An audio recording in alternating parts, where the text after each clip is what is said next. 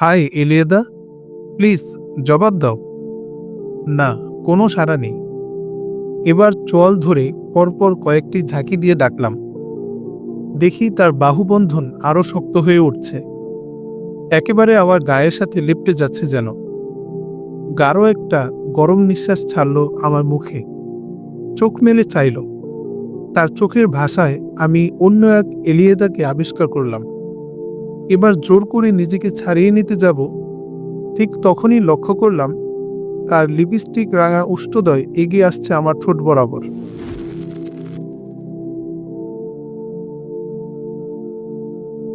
তাড়াতাড়ি এক ঝটকায় নিজেকে ছাড়িয়ে নিয়ে সোজা হয়ে দাঁড়ালাম।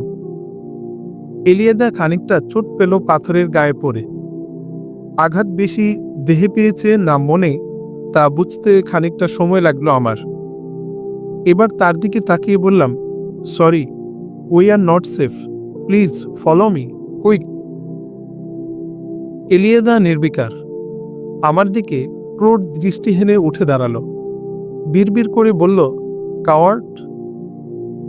আমি ভেবে পেলাম না এমন ভয়ানক পরিস্থিতিতে কি করে এলিয়েদা এমন আবেগতাড়িত হয়ে পড়ল।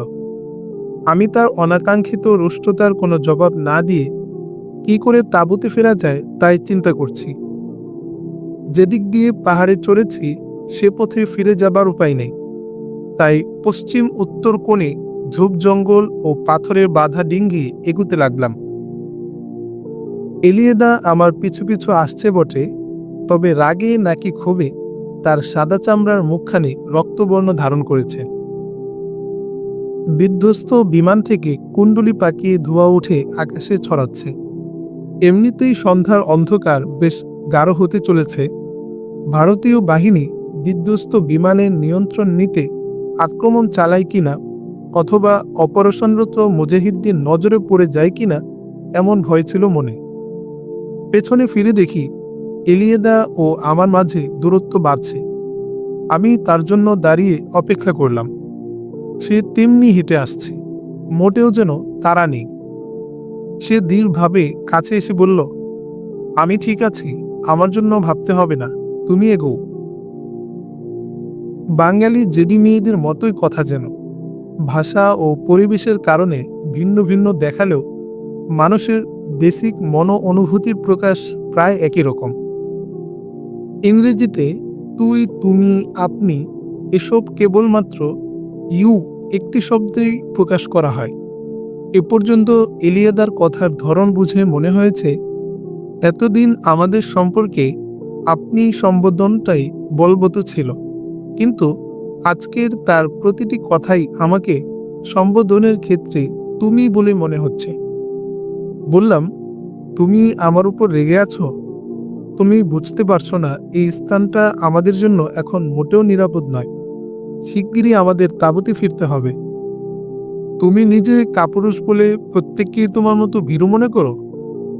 তোমার কাছে মানুষের কোমল অনুভূতির কোনো মূল্য নেই। তোমাকে একটু ব্যতিক্রম ভেবেছিলাম, আর তুমি আমাকে এমন অবজ্ঞা দেখালে যে আমি যেন একটা অচ্ছুত আকস্মিক বিপদ থেকে রক্ষা পাওয়ার আনন্দটাই তুমি বরবাদ করে দিলে। মিস এলিয়েদা, প্লিজ বুঝতে চেষ্টা করো। বিপদ থেকে রক্ষা পেয়ে তোমরা যে ধরনের সেলিব্রেট এনজয় করো, আমাদের কাছে তা পাপ।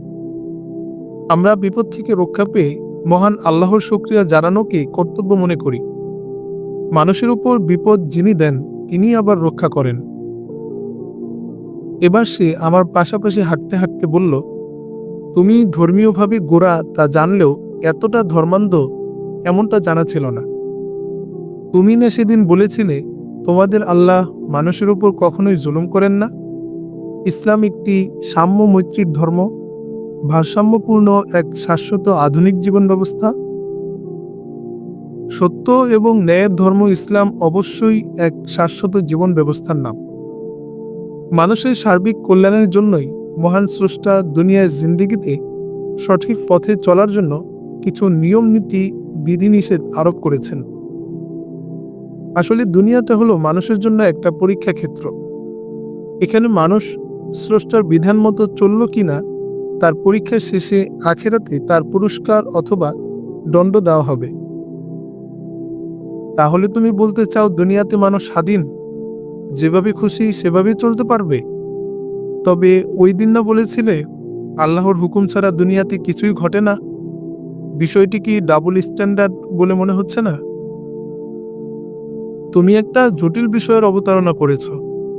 এটা বেশ ব্যাখ্যা সাপেক্ষ প্রশ্ন। তুমি যদি স্রষ্টার বিধান, মহাগ্রন্থ আল কোরআন এবং মহানবী সাল্লাল্লাহু আলাইহি ওয়াসাল্লামের হাদিস অনুশীলন করতে, তাহলে এসব জিজ্ঞাসার জবাব তুমি নিজে থেকেই পেয়ে যেতে। সংক্ষেপে আমি শুধু এটুকু বলতে চাই, বিশ্বজাহানের মহান প্রজ্ঞাময় স্রষ্টার দৃষ্টির আড়ালে সৃষ্টি জগতে বিন্দু মাত্রও নয়। তবে মানুষকে নির্দিষ্ট কিছু স্বাধীনতা প্রদান করা হয়েছে, এবং এটুকু স্বাধীনতা সে কিভাবে ভোগ করল, স্রষ্টা শুধু তারই হিসাব নেবেন। সত্য ও ন্যায় প্রতিষ্ঠার দায়িত্ব দিয়ে মানুষের কল্যাণের জন্যই মানুষের জীবন চলার বিধান আল্লাহ পাক নবীদের মাধ্যমে দুনিয়াতে অবতীর্ণ করেছেন। দেখে বুঝে সত্য সুন্দরকে গ্রহণ করার জন্য বিবেকও দিয়েছেন আল্লাহ। অতএব দুনিয়াতে কৃতকর্মের দায়ভার অবশ্যই মানুষকে বহন করতে হবে, আর সেই সত্য ও ন্যায় প্রতিষ্ঠার সংগ্রামই করে মুসলমানরা। তাই আল্লাহর বিধানের বাইরে চলার মওকা নেই মুসলমানদের। ডক্টর ইলিয়াদা এবার কেমন যেন গম্ভীর হয়ে গেল। কিছুক্ষণ আগের অনাকাঙ্ক্ষিত ঘটনার জন্য যাকে এতক্ষণ অপমানিত ও ক্ষুব্ধ দেখাচ্ছিল, এখন তাকে দেখে মনে হচ্ছে সে ঘটনা যেন ভুলে গেছে সে। ক্ষুব্ধ, রুষ্ট, অপমানিত ইলিয়াদাকে এখন দেখাচ্ছে ভাবুক এবং চিন্তাক্লিষ্ট। হঠাৎ প্রশ্ন করল, মুসলমানরা প্রত্যেকেই কি তোমার মতো এমন নির্মোহ, সংযমী এবং স্রষ্টাভীরু? বললাম, সত্যিকার আল্লাহ ভীরুতার খুব কম গুণাবলী আমার মাঝে বিদ্যমান। আমার চেয়ে অনেক বেশি মুত্তাকি, পরহেজগার লোকের দেখা আমি অনেক পেয়েছি। ইসলামের ইতিহাস পাঠ করলে তুমি জানতে পারবে কত বড় বড় সাধক মনীষী যুগে যুগে পৃথিবীর বহু স্থানে জন্মেছেন। হ্যাঁ, ব্যতিক্রম যে নেই তা নয়, তবে আল্লাহর বিধান সম্পর্কে অজ্ঞ এবং অশিক্ষার ফলে অনেক মুসলমানের মধ্যে সত্যিকার ইমানদারের গুণাবলী খুঁজে পাওয়া যায় না। এমন লোকের সংখ্যাও মুসলমান সমাজে নেহায়াত কম নয়। পূর্ব দিকে ধোঁয়ার কুণ্ডলী, অন্যদিকে পরিষ্কার আকাশে তারার মেলা। হাত ঘড়িতে চোখ বুলিয়ে দেখি মাগরিবের আজান হয়ে যাওয়ার কথা বেশ কিছুক্ষণ আগেই। পাহাড়ি পথ বেয়ে দ্রুত পা চালালাম তাঁবুর উদ্দেশ্যে, যাতে নামাজটা কাজা না হয়ে যায়। একটা বড়সড় পাথরের উপর বসে গতকালের কথাই ভাবছিলাম। পাহাড় থেকে তাঁবুতে যেতে যেতে আরো অনেক কথাই হয়েছিল ইলিয়াদার সাথে। ইসলাম সম্পর্কে জানার একটা কৌতূহল ইলিয়াদার মাঝে লক্ষ্য করেছি প্রথম থেকেই। বেশ কদিন আসরের নামাজ পড়তে দেখেছে সে আমাকে। আমাদের প্রার্থনার রীতি দেখে সে বেশ বিস্মিত হয়েছে। গতকালের পর সে একবারও আমার সাথে দেখা করেনি। ইলিয়াদার আজকের অনুপস্থিতিতে কেন যেন মনের গহীনে একটু ব্যথার উদ্রেক হলো। আমি যেখানে বসে আছি তা থেকে 100 গজ দূরেই বিধ্বস্ত ভারতীয় জঙ্গি বিমানের ধ্বংসাবশেষ পড়ে আছে। মুজাহিদদের তথ্যকেন্দ্রের বরাত দিয়ে আজকের পত্রিকা লিখেছে, প্যারাশুটে অবতরণকালে জঙ্গি বিমানের পাইলট সহ একজন মেজর ও 2 জন ক্রু মুজাহিদদের হাতে বন্দী হয়েছে। সেনাদের হাতে বন্দী মুজাহিদদের মুক্তির লক্ষ্যে এদের নিয়ে দর কষাকষি হবে। আবার সেই বিধ্বস্ত বিমানটির দিকে তাকালাম। এখন পর্যন্ত এর ধ্বংসাবশেষ মুজাহিদরা সরিয়ে নেয়নি। ভারতীয় বাহিনীও এ পর্যন্ত ধ্বংসাবশেষ উদ্ধার অভিযান চালিয়ে সফল হয়নি। তবে তারা হিংস্র হায়নার মতো মরিয়া হয়ে আক্রমণ চালাবে বলে গুজব শোনা গেছে। একটি মানুষও আমার চোখে পড়ল না এ পর্যন্ত। তবে এতদূর আসা আমার উচিত হয়নি বলে মনে হচ্ছে, কেননা যে কোনো সময় এখানে আক্রমণ, পাল্টা আক্রমণ শুরু হয়ে যেতে পারে। আসলে আনমনে হাঁটতে হাঁটতে কখন যে এতদূর এসে পড়েছি খেয়ালই করিনি। পকেট থেকে মিনি ক্যামেরা বের করে 2টি ছবি তুললাম। তারপর বিপরীত দিকে হাঁটা শুরু করলাম। বিজন এ পাহাড়ি উপত্যকায় হাঁটতে হাঁটতে কেন জানি মনের মধ্যে একটা গা ছমছমে ভয় উকি দিয়ে উঠল। শুকনো পাতায় পা পড়লেও চমকে এদিক সেদিক তাকাই। না, কিছুই চোখে পড়ছে না। হতে পারে আমার আশপাশেই উৎপেতে বসে আছে কোনো মুজাহিদ অথবা ভারতীয় সৈন্য। মনের মধ্যে আরেকটা আশঙ্কা দানা বেঁধে উঠল। বিধ্বস্ত বিমানটির আশপাশে ভূমি মাইন পুঁতে রাখা বিচিত্র কিছু নয়। এমনই বিপদসংকুল পরিবেশে আমার বিচরণ দেখে নিজের এই নির্বুদ্ধিজনিত দুঃসাহসিকতায় নিজেই বিস্মিত হলাম। পাহাড়ের এই উপরিভাগটায় বিচিত্র বৃক্ষরাজির সমারোহ। সবুজে সবুজে ছেয়ে আছে গাছগাছরা, লতাগুল্ম। পাখির টিটি শব্দে চমকে উঠলাম। গাছের ডালে বসে আছে বেশ কিছু টিয়া পাখি। বাংলাদেশের খুব পরিচিত কিছু কিছু পাখিও এখানে দেখা যায়। তার মধ্যে কাক অন্যতম। মনে হয় কাক পৃথিবীর সব দেশে আছে। সেদিন এলিয়েদাকে ময়না ও টিয়া পাখি দেখিয়ে বলেছিলাম, আমাদের দেশে এ দুটি পাখি পোষা হয় এবং বাংলা ভাষায় এদের বিভিন্ন কথাও শেখায় পাখি প্রেমিকরা। এলিয়েদা বিস্ময়ে চোখ কপালে তুলে বলেছিল, সত্যিই কি পাখিরা মানুষের মতো কথা বলতে পারে? আমি বলেছিলাম, হ্যাঁ, আমি নিজের কানে শুনেছি ময়না ও টিয়া পাখির কথা বলা। বেশ কিছু শব্দ ওরা আত্মস্থ করতে পারে। এলিয়েদা জানতে চেয়েছিল কাশ্মীরে পাখি পুষে কথা শেখানো হয় কিনা। জবাবে বলতে হলো, আমার জানা নেই। নিত্য অশান্ত এই অঞ্চলের মানুষের মধ্যে এমন শখের কাজ করার মৌকা কোথায়? পশ্চিম আকাশে লাল বলের মতো সূর্যটা ক্রমেই যেন নিস্তেজ হয়ে আসছে। সন্ধ্যার অন্ধকার এখনই গ্রাস করবে পাহাড়ি উপত্যকাকে। পা চালিয়ে হাঁটছি তাঁবুতে ফিরে যেতে। একা একা ঘুরতে তেমন ভালো লাগেনি আজ। টিলা থেকে নামতে শুরু করেছে। আমার ডানে বামে অপেক্ষাকৃত সমতল ঢালু ভূমি। গাছগাছরাও এদিকটায় বেশ কম। হঠাৎ বাম পাশে একটা মস্ত পাথরে আমার চোখ আটকে গেল।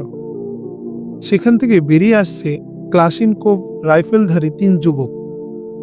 মুখে দাড়ি, মাথায় পাগড়ি ও পরনের পোশাক দেখে বুঝতে অসুবিধা হলো না ওরা যে মুজাহিদ। তারা আমার থেকে 40-50 হাত সামনের দিকে পাথরের গায়ের সাথে দাঁড়িয়ে আছে। আমার সামনে তাদের পিছনের দিক থাকায় তারা আমাকে দেখতে পায়নি। তাদের দেখে কিছুটা ভয়ের সঞ্চার হলো আমার মনে। আমাকে দেখে ফেললে নিশ্চিত ধরে নিয়ে যাবে তাদের ক্যাম্পে অথবা ধমক দিয়ে ছেড়েও দিতে পারে। আমি ঝামেলা এড়াতে ডান দিকে ঢালু পথে নেমে যাব এমন সিদ্ধান্ত নিলাম। ডান দিকে তাকিয়ে আবার চক্ষু তলবড়া হয়ে গেল।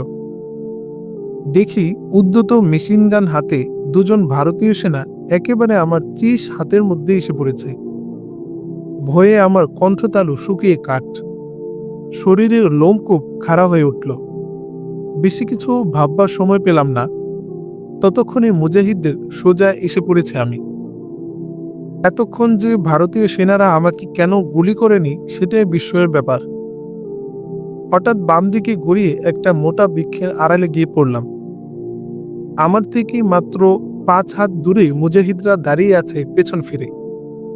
আসলে আমি যেখান দিয়ে আসছিলাম তার দুদিকে বেশ ঢালু থাকায় সম্ভবত ভারতীয় সৈন্যরাও মুজাহিদদের দেখতে পায়নি।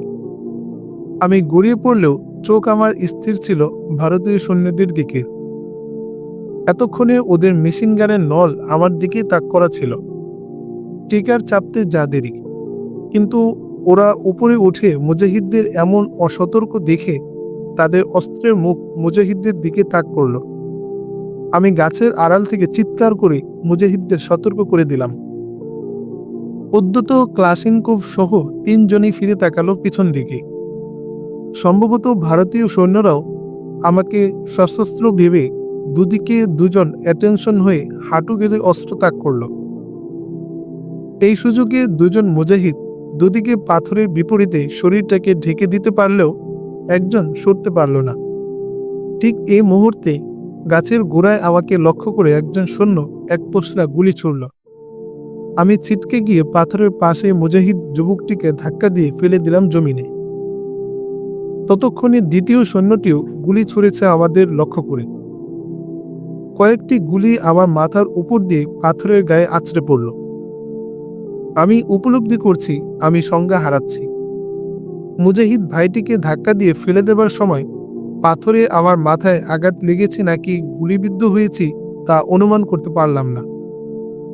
সংজ্ঞা হারানোর মুহূর্তে কেবল চেয়ে দেখলাম পাথরের আড়াল থেকে দুজন মুজাহিদ ভাইয়ের গুলিতে ভারতীয় সৈন্য দুটি কাটা গাছের মতো আছড়ে পড়ছে জমিনে। কত ঘন্টা পর আমি জ্ঞান ফিরে পেয়েছি জানি না। মাথায় প্রচণ্ড ব্যথা অনুভব করছি।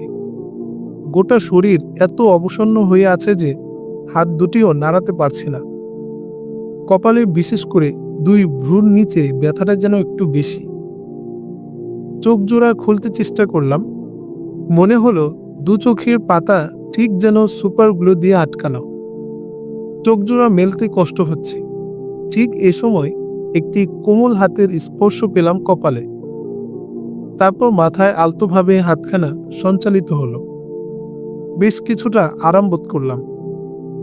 বাড়িতে জ্বর টর হলে মা এভাবে মাথায় হাত বুলাতেন।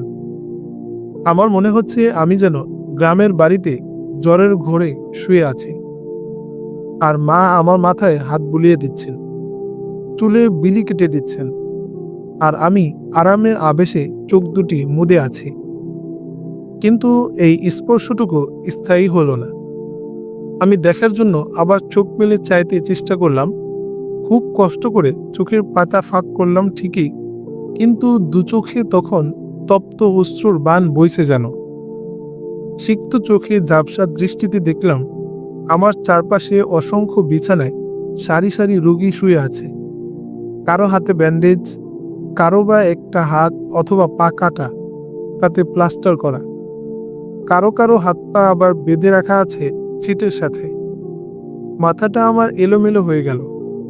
দৃষ্টি ঘোরাতেই দেখতে পেলাম আমার বেডের পাশে দাঁড়িয়ে আছে এক অচেনা তরুণী।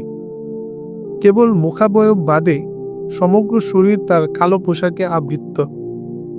মায়াবী দুটি চোখ দিয়ে যেন আমাকেই দেখছে। কাতর কণ্ঠে বিড়বিড় করে বললাম, পানি পানি খাবো। তরুণী আমার কথা শুনতে পেরেছে কিনা জানি না। এত ক্ষীণ কণ্ঠ আমার কথা যেন আমিই শুনতে পেলাম না। যন্ত্রণায় আমি আবার চোখ বন্ধ করলাম। তরুণীটি এবার জানতে চাইল আমি কি বলছি। তার ভাষা উর্দু শুনে আমার চিন্তা ঘুরপাক খাচ্ছিল। উর্দুতেই বললাম, আমি কোথায়? আল্লাহর শুকর, আপনি জ্ঞান ফিরে পেয়েছেন। আপনি এখন হাসপাতালে এবং নিরাপদ। প্রথমবার আপনি কি কিছু চেয়েছিলেন? বললাম, বড্ড তেষ্টা পেয়েছে, একটু পানি পান করব। কিন্তু আমি হাসপাতালে কি করে এলাম? কেন বা এলাম? সেসব পরে হবে। আমি এক্ষুনি ডক্টর ইব্রাহিম ও এলিয়াদাকে নিয়ে আসছি। তারা আপনার জ্ঞান ফেরার অপেক্ষায় অধৈর্য হয়ে আছেন। ওনারা এলে আপনাকে প্রয়োজনে পানি খেতে দিবেন। অল্পক্ষণ একটু ধৈর্য ধরুন প্লিজ। চোখ মেলে চেয়ে দেখি তরুণী আর এখানে নেই। ডক্টর এলিয়াদা ও ডক্টর ইব্রাহিমের কথা শুনে আমার চিন্তার স্রোত কিছুটা স্বচ্ছ হয়ে এলো। মনে পড়ছে আমি এখন কাশ্মীরের কার্গিল উপত্যকায় একটি স্বেচ্ছাসেবী মেডিকেল টিমের সাথে এসেছি আইবিএ এর অ্যাসাইনমেন্টে। এরপর আস্তে আস্তে সব মনে পড়ল ভারতীয় জঙ্গি বিমান ভূপাতিত হবার কথা, একা একা পাহাড়ে ঘুরে বেড়ানোর কথা, ভারতীয় সৈন্যদের গুলি ছোড়ার কথা, মুজাহিদদের গুলিতে ওদের নিহত হওয়ার কথা, এবং আমি যে আহত হয়েছি তা সব এবার মনে পড়ছে। ততক্ষণই ডক্টর ইব্রাহিম, সেই তরুণী এবং ডক্টর আব্দুল রহমান আমার বেডের পাশে এসে দাঁড়িয়েছেন। ডক্টর ইব্রাহিম আমাকে প্রশ্ন করলেন, হ্যালো মিস্টার হাসান, এখন কেমন বোধ করছেন? আমি চোখ মেলে চাইলাম তাদের দিকে। আবার চোখের কোণ বেয়ে তপ্ত অশ্রু গড়িয়ে পড়ল গাল বেয়ে। তেমনই ক্ষীণ স্বরে বললাম, মাথায় প্রচন্ড পেইন হচ্ছে, শরীর খুবই অবসন্ন। ডক্টর ইব্রাহিম আমার বাম হাতের শিরায় পুষ্কৃত স্যালাইনের নলটা হাতে নিয়ে বললেন, আল্লাহর শুকর, আপনি সুস্থ হয়ে উঠবেন ইনশাল্লাহ। আর হ্যাঁ, পানি চেয়েছিলেন কিন্তু দুঃখিত, এ মুহূর্তে পানি পান করা চলবে না। কোনো অসুবিধা হবে না ইনশাল্লাহ। একটু ধৈর্য ধরে থাকুন, দেখবেন তৃষ্ণা এমনিতেই কমে গেছে। এই বলে তিনি স্যালাইনের ব্যাগে কি একটা ইঞ্জেকশন পুশ করলেন। তারপর তরুণীর দিকে চেয়ে বললেন, মিস সুমাইয়া, হাসানের চোখ মুখটা ঠান্ডা পানিতে ন্যাকড়া ভিজিয়ে একটু পরিষ্কার করে দাও। কিছুক্ষণ পর কিছু সলিড খাবার দেওয়ার ব্যবস্থা করতে হবে। ডক্টর ইব্রাহিম আমার মাথায় কতক্ষণ হাত বুলালেন। আবেশে আমি চোখ বন্ধ করে ফেলি। ঠান্ডা কাপড়ের স্পর্শে আবার চোখ মেলে চাইলাম। একটি পাত্রে পানিতে ভিজিয়ে ন্যাকড়া চিপে আমার চোখ মুখ মুছে দিচ্ছে সেই তরুণী। ডক্টর ইব্রাহিম ও আব্দুল রহমান এখানে নেই। আশ্চর্য আরামে আবার চোখ বন্ধ করলাম। মাথার ব্যথাটা কিছু কমেছে বটে, কিন্তু মনের গভীরে চরম অনিশ্চয়তার বিষাদময় যে কালো মেঘ জমাট বেঁধেছে, তার পরিণতি কি তা কেবল বিধাতাই জানেন। কতদিন এই বিদেশ বিভুঁইয়ে বিপদসংকুল পাহাড়ি উপত্যকায় আমাকে নিঃসঙ্গ কাটাতে হবে জানা নেই। ডক্টর ইব্রাহিম গতকালে আমাকে আরেক দফা চেক আপ করে রিপোর্ট দিয়েছেন অন্তত 4 সপ্তাহ বেড রেস্টে থাকতে হবে। কোনো অবস্থাতেই যেন দীর্ঘ ভ্রমণের চিন্তা মাথায় না আনি। মাথার চামড়া ভেদ করে একটা গুলি ছুটে গিয়েছিল। আল্লাহর অশেষ মেহেরবানিতে প্রাণে বেঁচে গেছি, কিন্তু পাথরের গায়ে ঠোক্কর লেগে নাকি মস্তিষ্কের বিরাট ক্ষতি হওয়ার হাত থেকে রক্ষা পেয়েছি। তবে এখনও বিপদ মুক্ত নই। দীর্ঘ বিশ্রামে কেবল মস্তিষ্কের সূক্ষ্ম কোষগুলো স্বাভাবিক হয়ে আসবে। এ অবস্থায় ভ্রমণ বা অধিক নাড়াচড়ায় অন্ধত্ব, এমনকি মস্তিষ্ক অকার্যকর হওয়ার শঙ্কা রয়েছে। কত সাবলীলভাবে বিশেষজ্ঞ ডাক্তার ইব্রাহিম আমাকে কথা জানাতে পারলেন। কাল যখন আমাকে কথাগুলো বলছিলেন, তখনও হয়তো কারোরই জানা ছিল না যে আজই তাদেরকে এখান থেকে চলে যেতে হবে। শিডিউল মতো আরও 2 দিন এখানে থাকার কথা। বিশেষ প্রয়োজনে 2-4 দিন দেরিও করতে পারতেন, কিন্তু আজ সকালে সংবাদপত্রের খবর পড়ে এবং মুজাহিদদের পরামর্শে এখানে তাদের থাকা আর মোটেই নিরাপদ মনে করলেন না।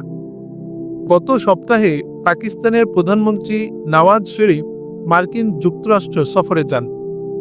মুজাহিদরা তখনই বুঝতে পেরেছিলেন মার্কিন প্রেসিডেন্ট বিল ক্লিনটন এমন কিছু নওয়াজের কাছ থেকে আদায় করে ছাড়বেন যাতে কাশ্মীর যুদ্ধে মুজাহিদদের উপর ক্ষতিকর প্রভাব পড়তে পারে।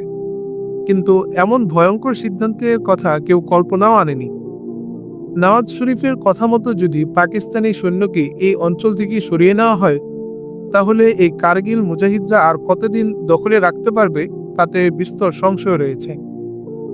কেবল ময়দানে লড়াইয়ের জন্য নয়, কাশ্মীরে পাকিস্তানি সৈন্যদের অংশগ্রহণ মুজাহিদদের প্রেরণারও উৎস।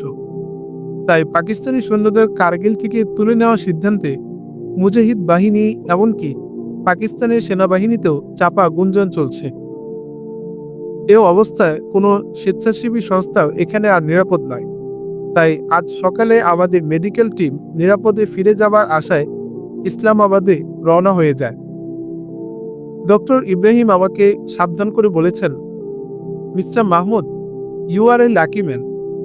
কারণ আপনার মস্তিষ্কের সূক্ষ্ম রক্তনালীতে এক জায়গায় কিছুটা রক্ত জমাট বাঁধার প্রক্রিয়া চলছিল।